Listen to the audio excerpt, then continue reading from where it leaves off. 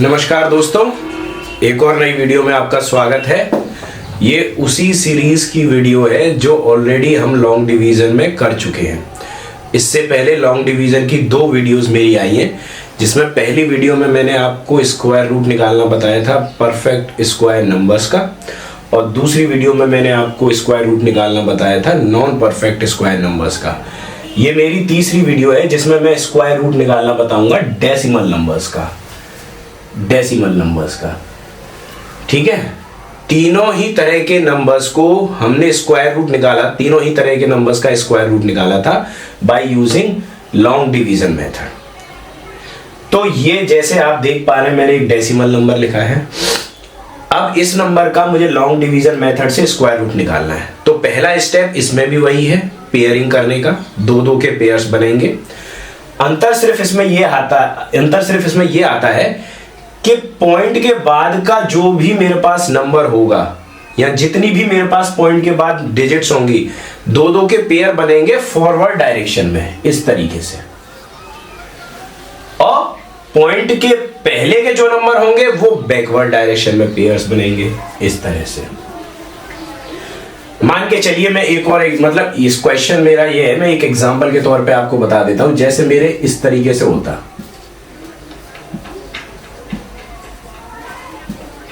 तो मैं forward direction में जब पेयर बनाता तो इस तरह से पेयर बनाता। अब ये नंबर अकेला रह गया, तो पेयर बनाने के लिए मुझे एक नंबर की और जरूरत है, तो मैं उसमें 0 मान लेता। ठीक है, तो मेरे पेयर्स इस तरीके से बनते हैं। तो ये आप ध्यान रखिएगा कि पेयरिंग किस तरीके से होती है डेसिमल नंबर्स के केस में। अब मेरा यहां पे पेयरिंग कर लेता हूं, पेयरिंग कर लेता हूं। तो मैंने ये पेयरिंग इधर कर ली, इसमें पेयरिंग बैकवर्ड होगी, तो एक पेयर ये बन गया, एक पेयर ये बन गया। ठीक है, पेयरिंग मेरी कंप्लीट है। अब मैं वही एक लाइन इस तरीके से बना दूंगा, एक लाइन इधर से बना दूंगा, एक लाइन इधर से। पहला पेयर देखूंगा, पहला पेयर मेरा 27 है, तो मुझे वो नंबर चाहिए जिसका स्क्वायर 27 से छोटा हो या 27 के बराबर हो। या दूसरे शब्दों में मैं कहूं तो 27 के बराबर का, या 27 से बराबर तो नहीं हो सकता, 27 is not a perfect square number. तो 27 से जस्ट छोटा परफेक्ट स्क्वायर नंबर कौन सा है? तो 27 से जस्ट छोटा परफेक्ट स्क्वायर नंबर है 25, और वो उसका स्क्वायर रूट क्या होता है? 5। इतना कंफ्यूजन लेने की जगह आप सिंपल सा सोचिए कि 27 के लिए वो कौन सा नंबर है जिसको इंटू करूं तो उसका स्क्वायर जस्ट इसके छोटा आ जाए। ठीक है, यहां इसके बराबर आ जाए। तो ऑब्वियसली 5 है, तो 5 5 25। ठीक है, 5 5 25। 6 6 का करूंगा 36, इससे ज्यादा चले जाएगा। इसमें से इसको माइनस कर लिया तो 2 बच गया। अगली पेयर मैंने एज इट इज पूरी उतार ली। ठीक है, यहां पे क्या कौन सा नंबर आएगा? जो भी मेरे क्वेश्चन में लास्ट डिजिट है उसको मुझे इसमें प्लस कर देना है। अब मुझे 10 के साथ एक नंबर वो चाहिए, और यहां पे भी वो सेम नंबर हो, यहां पे और यहां पे। तो उस नंबर से, इस वाले नंबर से इस पूरे को मैं जब मल्टीप्लाई करूं तो इससे छोटा या इसके बराबर आ जाए।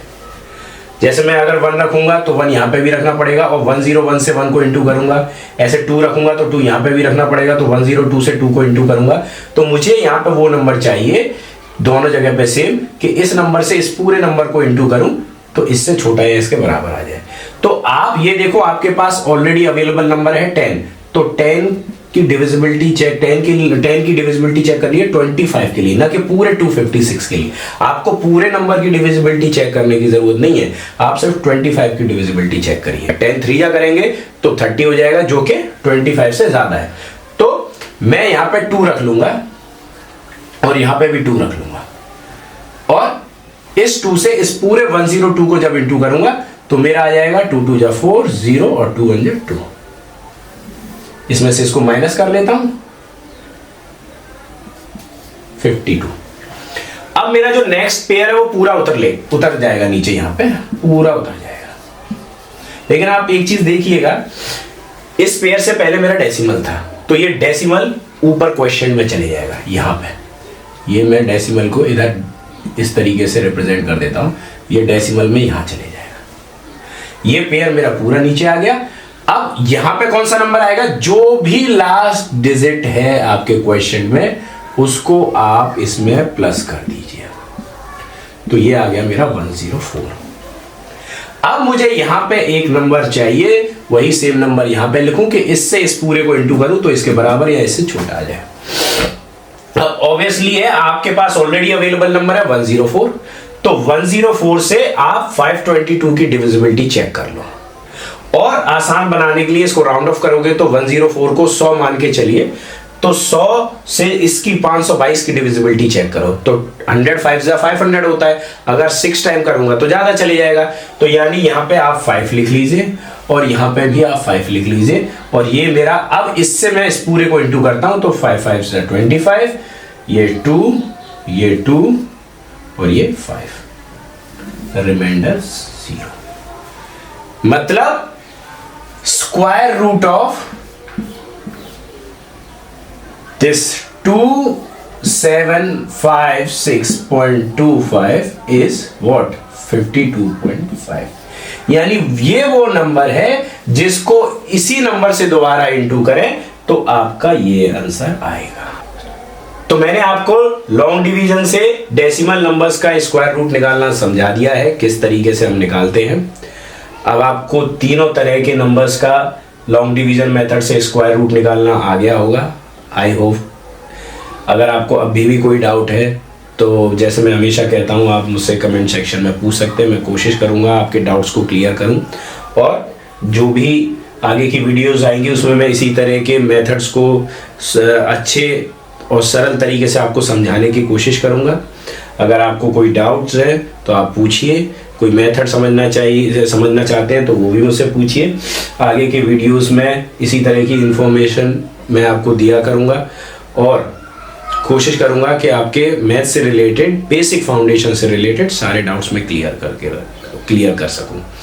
तो अब आगे की वीडियो में हम मिलते हैं। अब इस वीडियो को लाइक करिए, शेयर करिए, सब्सक्राइब करिए। तब तक के लिए नमस्ते।